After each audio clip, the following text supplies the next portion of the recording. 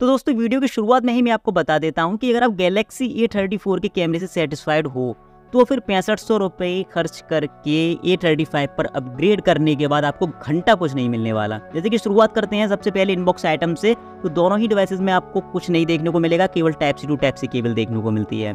इसके बाद आगे बढ़ते हैं डिज़ाइन की तरफ। तो फर्स्ट इंप्रेशन में अगर आप डिज़ाइन देखोगे तो दोनों ही एग्जैक्ट सेम नज़र आते हैं। हालांकि दोनों में डिज़ाइन का टाइप बिल्कुल अलग है। जैसे कि A35 में आपको बैक पर ग्लास दिया गया है, ग्लॉसी फिनिश देखने को मिलता है, जो कि A34 से थोड़ा सा अपग्रेड और थोड़ा सा ज़्यादा प्रीमियम नज़र आता है। बट अगर दूर से आप दोनों डिवाइसेस को देखते हो तो वहाँ कोई भी फर्क देखने को नहीं मिलता। मतलब शेप दोनों का एकदम एग्जैक्ट सेम है। फिर चाहे वो कैमरा शेप की बात हो, कॉर्नर्स की बात हो, साथ ही साथ अगर डिमेंशन भी दोनों का देखें तो वो भी एग्जैक्ट सेम है। इसी के साथ अगर राइट साइड की बात करें तो एक चेंज आपको यहाँ भी देखने को मिलेगा। जो पावर बटन और वॉल्यूम बटन का जो पोर्शन है वो थोड़ा सा उठा हुआ है A35 में, जबकि A34 में एकदम फ्लैट है। इसके अलावा और कोई डिफरेंस यहाँ नहीं है। जैसे कि बॉटम पार्ट पर दोनों में ही आपको type C port, media speaker देखने को मिल जाता है। 3.5 mm का हेडफोन जैक आपको दोनों में से किसी में देखने को नहीं मिलेगा।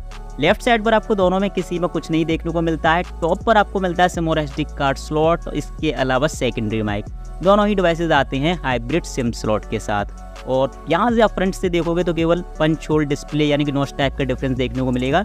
डिमेंशन जैसा कि मैं बता चुका हूँ एग्जैक्ट सेम है, बट ग्लास बैक होने की वजह से A35 का वेट थोड़ा सा हैवी हो जाता है A34 की कंपैरिजन में। इसके अलावा और कोई डिफरेंस आपको दोनों में देखने को नहीं मिलेगा।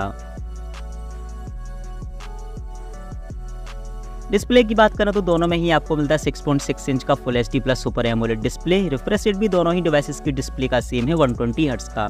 ब्राइटनेस की बात करें तो वो भी दोनों की एग्जैक्ट सेम है। पीक ब्राइटनेस दोनों का है 1000 निट्स का।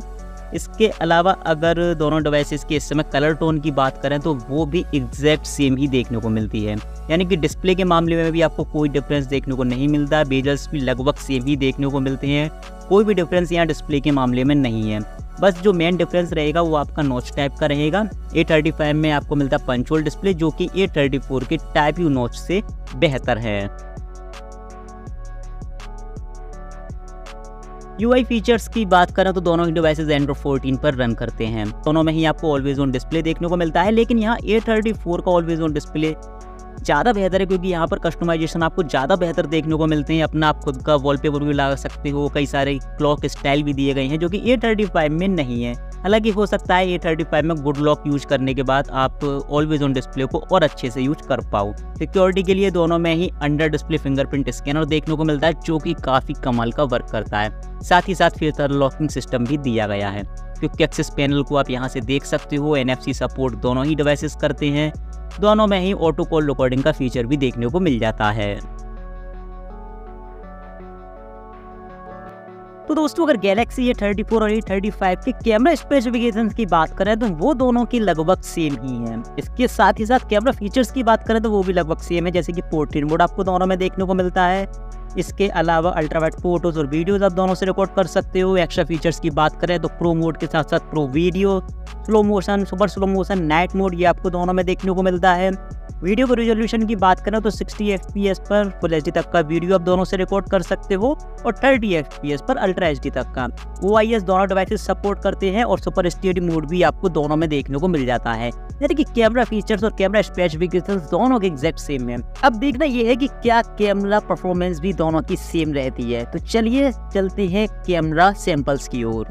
तो कैमरा परफॉर्मेंस की बात करें तो सबसे पहले बात करते हैं कलर टोन की। तो यहाँ पर A34 में थोड़े से बूस्टेड कलर देखने को मिलते हैं, यानी कि कलर सैचुरेशन थोड़ा सा ओवर बोल सकते हैं, जबकि A35 में बहुत हद तक नेचुरल फोटोज देखने को मिलते हैं।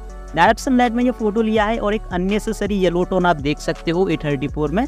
इसे व्हाइट बैलेंस का इशू भी बोल सकते हैं, जो कि आपको A35 में देखने को नहीं मिलेगा। और ज़्यादातर फोटोज में A35 close to natural photos देता है। वाइट बैलेंस का भी कोई इशू देखने को नहीं मिलता। एक्सपोजर लेवल आपको दोनों में ही काफ़ी कमाल का देखने को मिलेगा। दोनों में ही डायरेक्शन लाइट में जब फोटो लिए गए तो एक्सपोजर लेवल काफ़ी बैलेंस देखने को मिला। बट ओवर सैचुरेशन का इशू आपको A34 में देखने को मिलेगा, जिस वजह से थोड़े से आर्टिफिशियल कलर आपको शो हो सकते हैं। डिटेलिंग के मामले में दोनों ही डिवाइसेस काफ़ी कमाल का परफॉर्म करते हैं और वहाँ आपको कोई भी इशू देखने को नहीं मिलेगा। डायनेमिक रेंज की बात करें तो यहाँ से आप क्लियरली देख सकते हो A34 यहाँ पर पूरी तरह से A35 को बीट करता है। अगेन इस फोटो में भी आप देख सकते हो। तो डायनेमिक रेंज A35 की उतनी बेहतर नहीं है ऑटो मोड पर।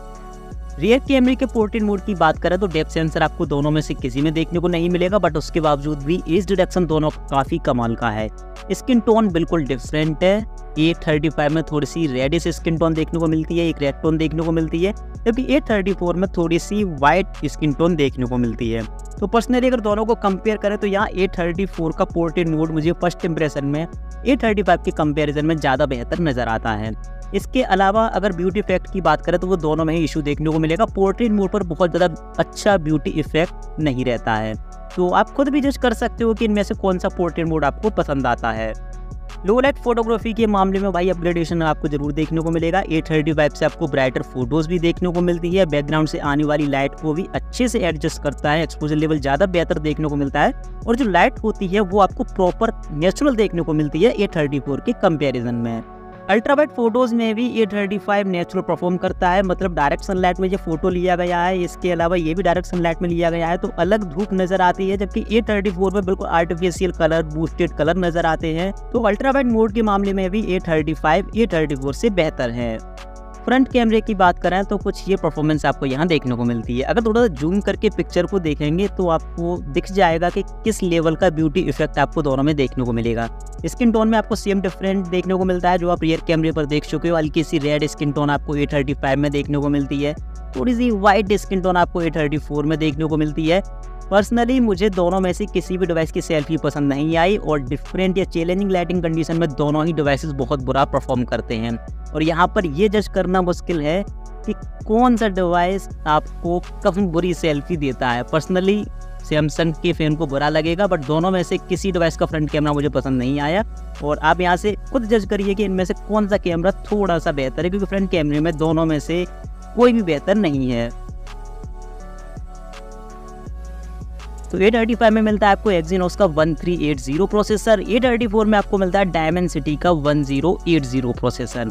इसके अलावा दोनों ही डिवाइसेस के यहाँ पर 8GB रैम वाले वेरिएंट यूज किए गए हैं। वापस आते हैं अपने रीस्टार्ट टेस्ट पर, तो यहाँ पर थोड़ा सा A35 जल्दी रीस्टार्ट हो गया A34 के कंपैरिजन में। आगे इस स्पीड टेस्ट में बढ़ते हैं AnTuTu बेंचमार्क स्कोर्स की तरफ। तो यहाँ पर AnTuTu बेंचमार्क स्कोर्स हैं आपकी आंखों के सामने। टोटल से लेकर कॉमन यूज, गेमिंग और मल्टीटास्किंग, UI सारे स्कोर्स आप यहाँ पर देख सकते हो। सबसे पहले कॉमन यूज की बात करें तो यहाँ पर A35 का स्कोर थोड़ा सा बेहतर है A34 के कंपैरिजन में। गेमिंग स्कोर का कोई कंपैरिजन नहीं बनता है, क्योंकि A35 पर गेमिंग वीडियो सपोर्ट नहीं हुआ 3D का, तो 0 स्कोर यहाँ पर आया है।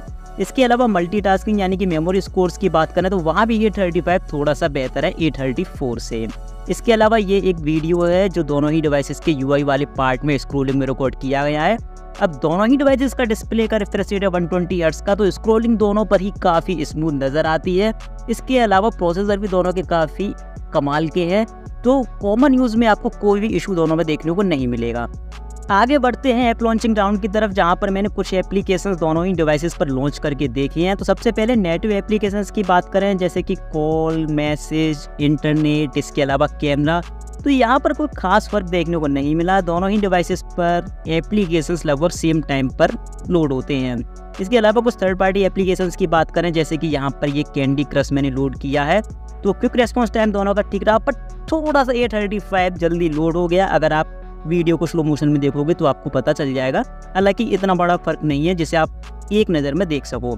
इसके बाद ये एक तीसरा थोड़ा सा हैवी एप्लीकेशन है, गेमिंग एप्लीकेशन है। क्विक रेस्पॉन्स टाइम यहाँ भी दोनों का काफ़ी कमाल का रहा, और ऐप लॉन्च की यानी लोड की बात करें तो वो A35 पर यहाँ भी जल्दी लोड हुआ। तो थोड़ा सा तो A35 बेहतर है A34 से, पर डेली टास्क में मुझे नहीं लगता कि आपको कोई खास फर्क देखने को मिलेगा। तो दोनों ही डिवाइसेस अपनी अपनी जगह पर कमाल के हैं। अब बात करते हैं गेमिंग परफॉर्मेंस की। तो सबसे पहले मैंने ये गेम A34 पर रन करके देखा। दोनों ही डिवाइसेस में मान लीजिए 68 GPU मिलता है। मीडियम ग्राफिक्स पर काफ़ी स्मूथ तरीके से ये गेम रन होता है, किसी तरह का कोई इशू देखने को नहीं मिलता, इसीलिए डायरेक्ट स्विच करते हैं हाई ग्राफिक्स पर। और हाई ग्राफिक्स पर भी A34 पर यहाँ कोई इशू देखने को नहीं मिलता। ग्राफिक्स काफ़ी रियलिस्टिक लगते हैं। पर्सनली मैं गेम्स ज़्यादा प्ले नहीं करता हूँ, तो गेम प्ले उतना अच्छा नहीं देखेगा आपको, बट काफ़ी स्मूथ परफॉर्मेंस यहाँ देखने को मिली है।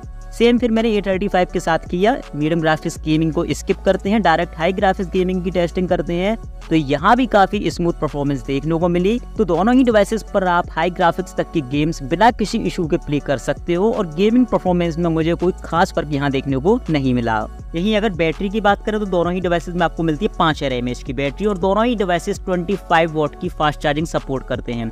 प्रोटेक्शन की बात करें तो वहाँ दोनों ही डिवाइसेस में आपको मिलता है IP67 का सर्टिफिकेशन।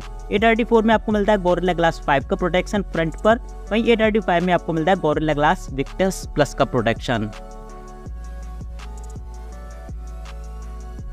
तो फाइनली कैमरे के साथ पंचुअल डिस्प्ले ही एक ऐसा रीजन है जिसकी वजह से आपको A34 से A35 पर अपग्रेड करना चाहिए, लेकिन उसके लिए 6500 रुपये बहुत ज़्यादा हैं। इसी वजह से मैं कहता हूँ कि A34 की अगर आप कैमरे सेटिस्फाइड हो तो A35 पर अपग्रेड करना बेवकूफ़ी होगी। तो फिर मिलते हैं ऐसी किसी इन्फॉर्मेटिव वीडियो के साथ, तब तक के लिए गुड बाय, आपका दिन शुभ हो।